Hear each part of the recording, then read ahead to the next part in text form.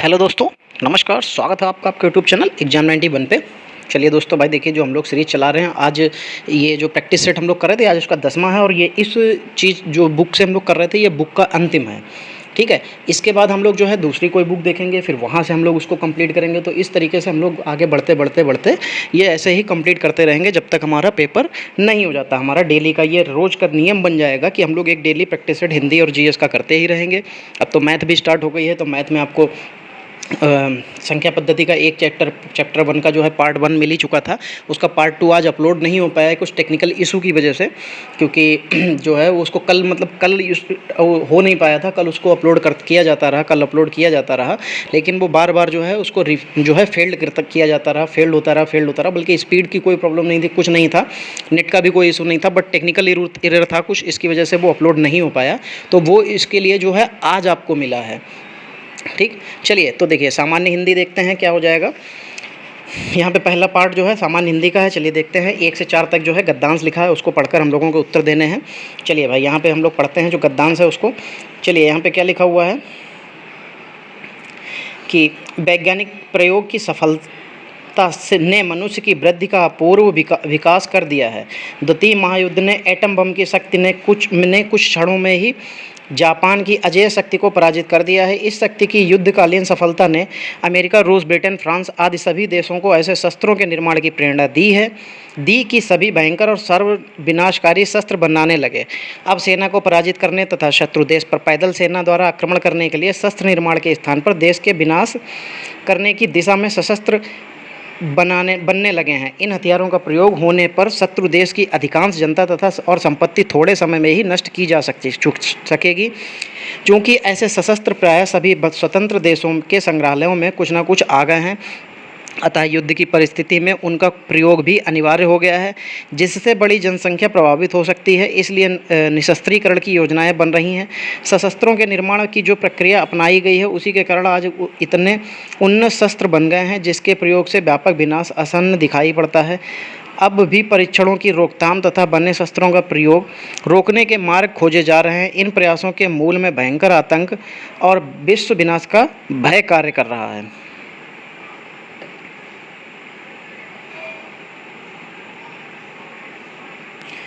चलिए तो देखिए, 1 नंबर में क्या लिखा हुआ है। यहाँ पे लिखा हुआ है कि इस गद्यांश का मूल कथ्य क्या होगा। ठीक, चलिए तो देखिए भाई, इसका मूल्य कथ्य क्या हो जाएगा। लिखा, आतंक और सर्वनाश का भय, विश्व में सशस्त्रों की होड़, द्वितीय विश्व युद्ध की विभीषिका, निशस्त्रीकरण और विश्व शांति। तो यही हो जाएगा चौथा, विश्व निशस्त्रीकरण और विश्व शांति। चलिए फिर देखिए, 2 नंबर में क्या लिखा हुआ है। भयंकर विनाशकारी आधुनिक सशस्त्रों को बनाने की प्रेरणा किसने दी है। अमेरिका की विजय ने, जापान पर गिराया गया अणु बम ने, बड़े देशों की प्रतिस्पर्धा ने। तो भाई जो सशस्त्र बनाए गए हैं, विनाशकारी आधुनिक शस्त्र जो बनाए गए हैं, वो जापान पर जो अणु बम गिराया गया था अमेरिका के द्वारा, उसी के बाद से जो है लोग अपनी सुरक्षा के लिए इसको बनाने लगे। लेकिन वो क्या हो गया, अब ऐसे ऐसे कंडीशंस बिगड़ती गई, और अब वो जो है किसी देश की कह सकते हैं कि जैसे अभी आप देखिए, यूक्रेन और रूस की जो युद्ध हुआ है, उसमें देखिए कितना नुकसान हुआ। तो वो यही सबसे बड़ा उदाहरण है इसका। 3 नंबर देखिए क्या लिखा हुआ है। एटम बम की अपार शक्ति का प्रथम अनुभव कैसे हुआ। जापान में हुई भयंकर विनाश लीला, जापान की अजेय शक्ति की पराजय से, अमेरिका, रूस, ब्रिटेन और फ्रांस की प्रतिस्पर्धा से, अमेरिका की विजय से। तो भैया, जो एटम बम की अपार शक्ति का अनुभव तभी हो पाया था जब जापान के ऊपर जो है उन्होंने परमाणु बम गिराया था। उसके बाद उसकी जो विनाश देखा है, उससे लोगों को अंदाज़ा लग गया था कि भाई यहाँ पे तो जो है ये बहुत बड़ा विनाश ला सकता है। चलिए, बड़े बड़े देश आधुनिक विनाशकारी शस्त्र क्यों बना रहे हैं। अपनी अपनी सेनाओं में कमी करने के उद्देश्य से, अपने संसाधनों का प्रयोग करने के उद्देश्य से, अपना सामरिक व्यापार बढ़ाने के उद्देश्य से, पारस्परिक भय के कारण। तो भैया पारस्परिक भय है, क्योंकि उनको लगता है कि अगर इसने परमाणु बम डाल दिया तो हम क्या करेंगे, तो हम भी परमाणु बम बना लें, तो हम भी इसके ऊपर परमाणु बम गिरा देंगे। तो यही एक भय है जिसकी वजह से लोग ये काम करने लगे हैं। चलिए 5 नंबर देखिए। राम ने कहा कि मैं घर जाऊंगा कौन सा वाक्य हो जाएगा। अच्छा देखो, यहाँ पे राम ने कहा कि मैं घर जाऊंगा, ये कौन सा वाक्य हो जाएगा। ठीक तो संज्ञा उपवाक्य, विशेषण उपवाक्य और क्रिया विशेषण उपवाक्य या क्रिया उपवाक्य। तो देखो, एक तो पहले वो क्या था कि राम ने कहा, तो कहना हो गया एक जो है। फिर घर जाऊंगा, तो घर जाऊंगा जो हो जाएगा ये क्रिया उपवाक्य हो जाएगा। फिर 6 नंबर देखिए, इलाहाबाद में बोली जाने वाली बोली है, इलाहाबाद में कौन सी बोली बोली जाती है? ब्रज, अवधी, खड़ी बोली या भोजपुरी। तो जो इलाहाबाद में दोस्तों बोली बोली जाती है ये सब अवधी बोली जाती है, ठीक है। एक अय जो होता है कि उच्चारण स्थान का नाम है, अय जो है वो किस तरीके के उच्चारण स्थान का नाम है? देखिए मैंने जब वर्णमाला पढ़ाया है तो मैंने आपको उसमें बताया है, ए और अय दोनों कहाँ से निकलते हैं? तालब्य से, दंत से, कंठोष्ठ से या कंठ तालब से। तो ए और अय दोनों के दोनों कंठ तालब्य से निकलते हैं।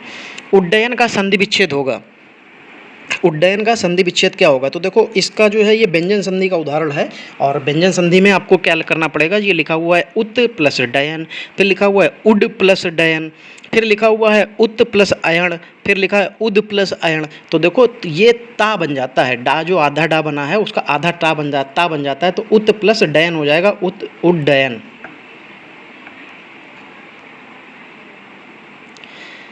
चलिए फिर यार डायरेक्ट 12 नंबर पे कैसे आ गए? अच्छा वही मैं कहूँ यार, डायरेक्ट 8 से 12 पे कैसे पहुँच गए? अभी तो 9, 10, 11 सब बचे हैं, ये कहाँ चले गए? चलिए तो देखिए, चूरन किस प्रकार का शब्द है?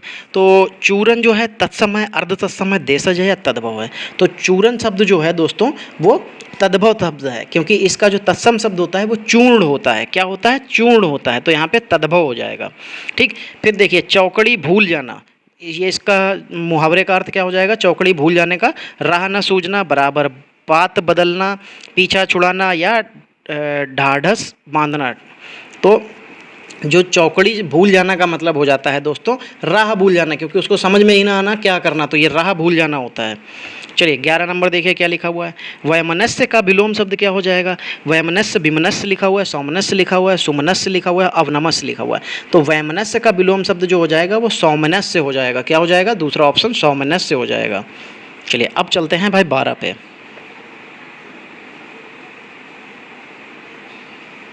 लिखा हुआ है जस दूल्हा तस बनी बारात, कि इसका मतलब जैसे ही दूल्हा बना तुरंत बारात हो गई। इसका मतलब क्या हो जाएगा कि जस दूल्हा, जैसा दूल्हा, तस बनी बारात, तो वैसे ही बारात बन गई।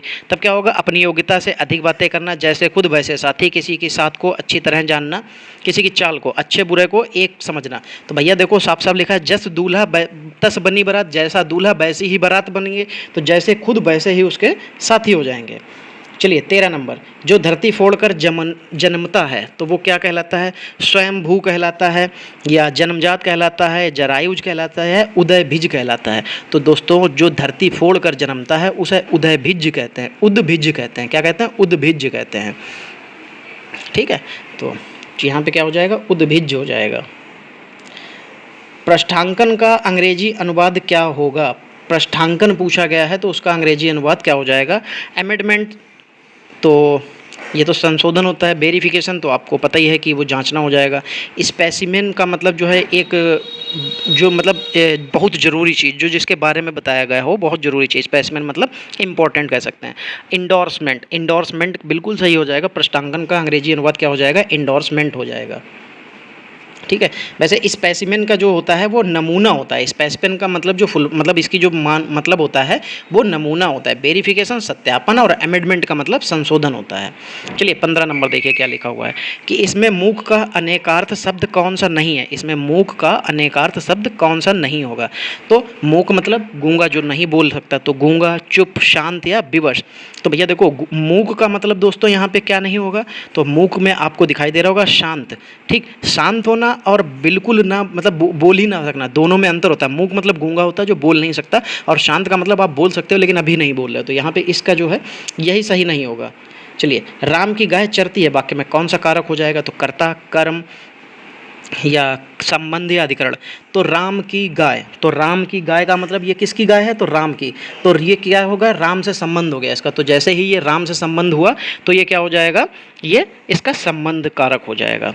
चलिए फिर 17 नंबर देखिए क्या लिखा हुआ है, वह बहुत अच्छा लड़का है, मैं वह, तो मतलब वह बहुत अच्छा लड़का है, मैं वह में कौन सा सर्वनाम है? तो वह कौन सा सर्वनाम होता है? निश्चयवाचक, अनिश्चयवाचक, संबंधवाचक या निजवाचक। वह बहुत अच्छा लड़का है, तो वह जब इंगित करके बताया जा रहा है, एक तो लड़का है तो दूसरी बात, और फिर दूसरी सबसे बड़ी बात यह है कि उसको इंगित करके बताया जा रहा है कि ये वाला, कि वह लड़का बहुत अच्छा है, तो क्या हो जाएगा? वो निश्चयवाचक हो जाएगा, क्योंकि उसके बारे में बिल्कुल एक एग्जैक्टली बता दिया गया है। चलिए 18 नंबर, अनुमान का विशेषण क्या होगा? तो अनुमान का विशेषण अनुमानित, अनुमति, अनुमित, अनुमानक या अनुमति। तो अनुमान का विशेषण हो जाएगा अनुमानित।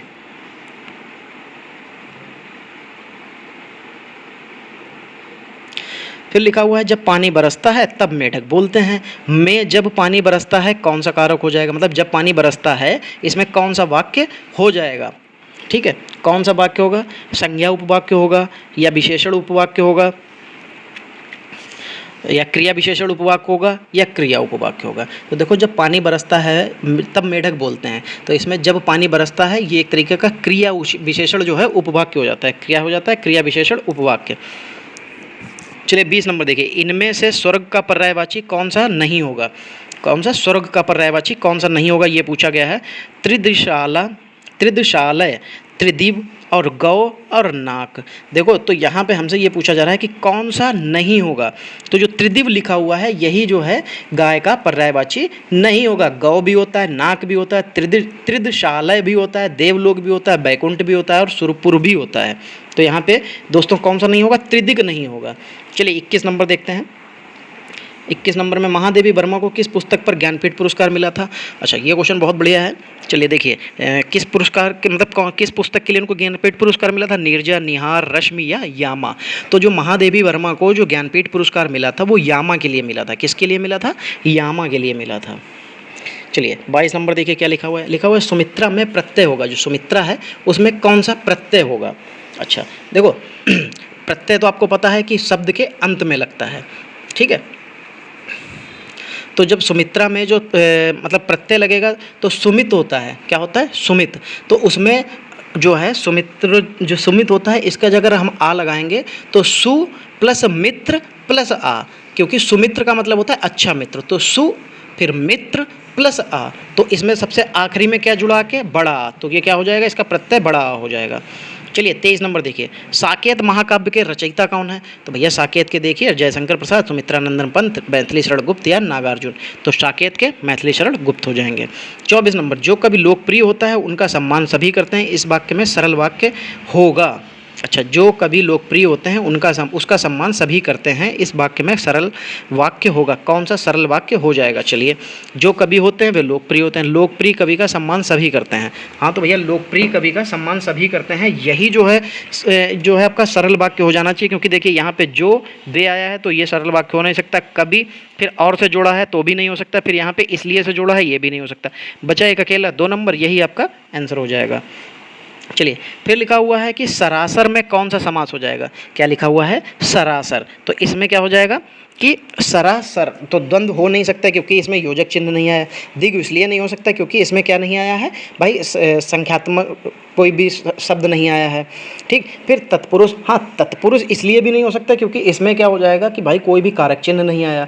तो जो सरासर लिखा हुआ है ये सर जो है अव्ययी भाव जो होता है, अव्ययी भाव की जो विशेषता होती है वो ये होती है कि उसमें पहला पद प्रधान हो जाता है और सामासिक पद जो होता है समास पद का अव्यव होता है, ठीक है। या ये कह सकते हैं कि समास पद अव्यव होता है। तो इसमें जो पहला पद हो जाएगा वही जो है इसमें प्रधान हो जाएगा कि सरासर, तो अव्ययी भाव समास हो जाएगा।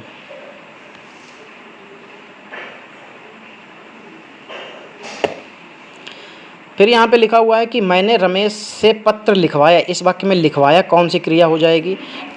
देखो जो लिखना और लिखवाना दो अलग तरीके की चीज़ें होती हैं, ये आपको पता है, क्योंकि जो काम अपने आप करता है और दूसरे से कराया जाए तो वो चीज़ें अलग हो जाती हैं। तो लिखना, मैंने रमेश से पत्र लिखवाया, ये कैसी हो जाएगी? जब आप दूसरे से करवाते हैं तो प्रेरणार्थक हो जाती है, खुद करते हैं तो अलग हो जाता है, ठीक। तो यहाँ पे प्रेरणार्थक क्रिया हो जाएगी। जैसे लिखना, ठीक है, तो आपने लिखना, लिखवाया, बात करना, फिर बतियाना, ठीक। जो है बात का बतियाना, हाथ का हथियाना, लात का लतियाना, गरम का गरमाना, शर्म का शर्माना। तो ये सब जो होते हैं जब इनके साथ में ये चेंज कर दिया जाता है तो ये जो है आपके लिए क्या बन जाते हैं? ये आपके लिए प्रेरणार्थक क्रिया बन जाते हैं, ठीक है। फिर इसके बाद में हम लोग देखेंगे, इसके बाद क्या हो जाएगा? 27 नंबर देखिए, कवि मलिक मोहम्मद जायसी द्वारा रचित पद्मावत की भाषा क्या थी? जो मलिक मोहम्मद जायसी के द्वारा जो पद्मावत लिखी गई थी उसकी भाषा क्या थी? ब्रज, अवधी और भोजपुरी खड़ी बोली। तो जो मलिक मोहम्मद जायसी ने जो ये पद्मावत लिखी थी ये अवधी भाषा में लिखी थी। फिर देखिए दिग्दर्शन का संधि विच्छेद क्या हो जाएगा, तो दिग्दर्शन का संधि विच्छेद दिग प्लस दर्शन, दिक प्लस दर्शन, दिग मतलब आधा दा प्लस दर्शन, फिर दिग दिक, तो इसमें आधा का प्लस दर्शन। तो दिग्दर्शन में हमेशा याद रखिएगा आधा का बनेगा, क्योंकि आधा शब्द है तो आधा का बनेगा, तो दिक प्लस दर्शन हो जाएगा, क्या हो जाएगा, दिक प्लस दर्शन, आधा का बनेगा। तो यहाँ पे चौथा ऑप्शन सही हो जाएगा। ठीक, चलिए शुद्ध वर्तनी चुनिए, शुद्ध वर्तनी हम लोगों को इसमें से चुनना है। लिखा आशीर्वाद, आशीर्वाद, ठीक, आशीर्वाद, आशीर्वाद। तो जो शुद्ध वर्तनी यहाँ पे हो जाएगी वो आशीर्वाद होती है। क्या होता है, आशीर्वाद होती है। तो पहला ऑप्शन यहाँ पे आपका सही हो जाएगा।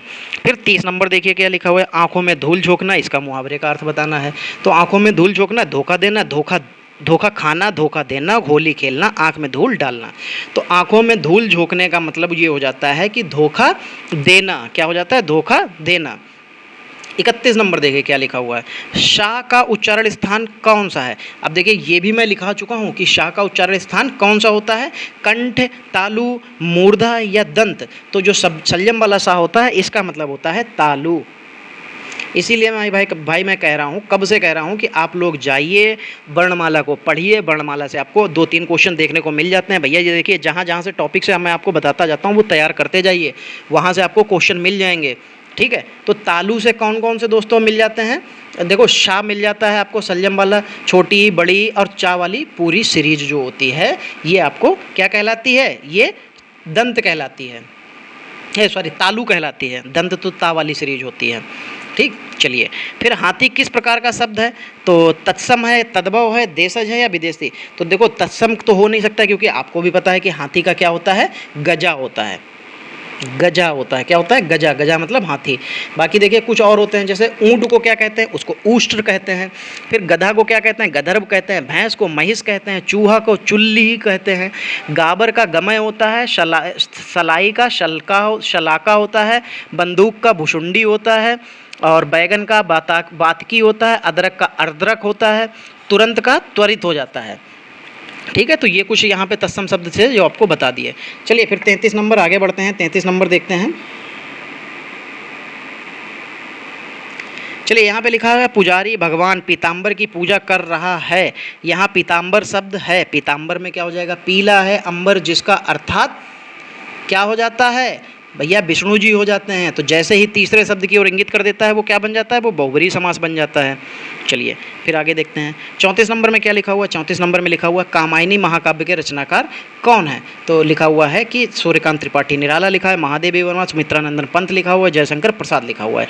तो 34 नंबर में लिखा हुआ कामायनी महाकाव्य के रचनाकार का नाम क्या है। तो जो इनका नाम था जयशंकर प्रसाद नाम था। ठीक है, इन्होंने ही इसको लिखा था। चलिए फिर 35 नंबर देखते हैं। 35 नंबर में क्या हो जाएगा, असुरक्षित शब्द में कौन सा उपसर्ग है। उपसर्ग कहाँ लगते हैं, उपसर्ग भैया हमेशा कहाँ लगते हैं, पहले लगते हैं। ठीक है, शब्द के पहले लगते हैं। तो इसमें क्या हो जाएगा, सुरक्षित होता है, उसमें क्या जुड़ गया, आ तो खाली जुड़ नहीं पाएगा यहाँ पे।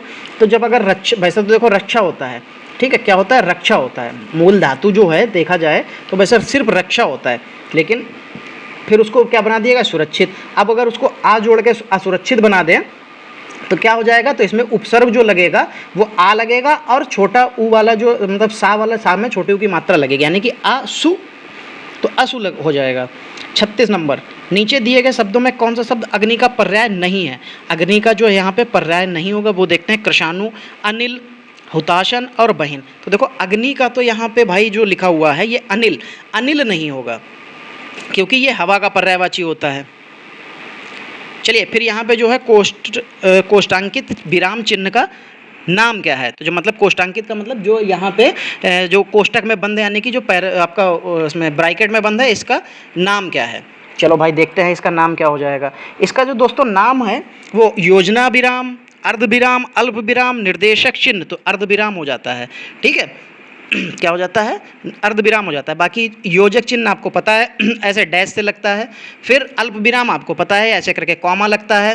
फिर निर्देशक चिन्ह जो होते हैं वो ऐसे ऐसे 2 बिंदी रख के उसके बीच में एक डंडी, ये निर्देश चिन्ह होते हैं। पूर्ण विराम आपको पता है कि एक डंडा होता है, ठीक। फिर प्रश्नवाचक तो आपको भी ये पता है कि ये प्रश्नवाचक होता है। फिर दोहरा उद्धरण, दोहरा उद्धरण का मतलब क्या होता है, ये इस तरीके से ठीक, चलिए 38 नंबर देखते हैं। 38 नंबर में क्या लिखा हुआ है, कोई आदमी धन की चाहत रखता है तो कोई संतान की।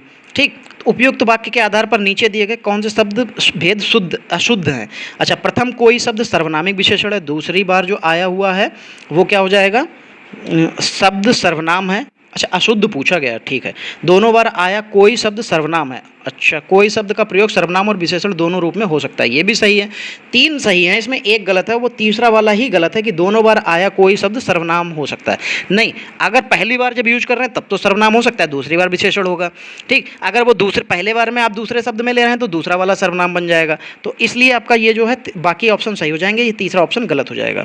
चलिए, फिर यहाँ पे लिखा हुआ महा प्लस ईस, ये किस का संधि रूप, मतलब जो संधि रूप लिखा है ये कैसा क्या हो जाएगा, तो महा प्लस ईस ये बन जाता है महेश। क्या बन जाता है दोस्तों, महेश। और ये किसका जो उदाहरण होता है, ये गुण संधि का उदाहरण है। किसका है, ये गुण संधि का। एक मात्रा गुण संधि, दो मात्रा वृद्धि संधि।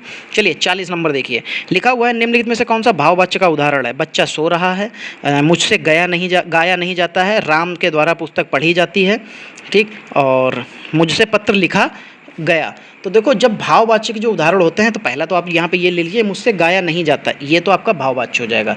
जब वाक्य में कर्ता या कर्म के इतर भाव की प्रधानता हो, कर्ता या कर्म के भाव की प्रधानता जो होती है उसी को भाववाच्य कहते हैं। इसमें अकर्मक क्रिया का प्रयोग हमेशा होता है। ठीक है, याद रखिएगा, कर्म की प्रधानता होगी, जो अगर कर्म की प्रधानता होगी तो कर्मवाच्य होता है। ठीक है, इसे कर्म के बिना कभी नहीं बनाया जा सकता, ये याद रखिएगा।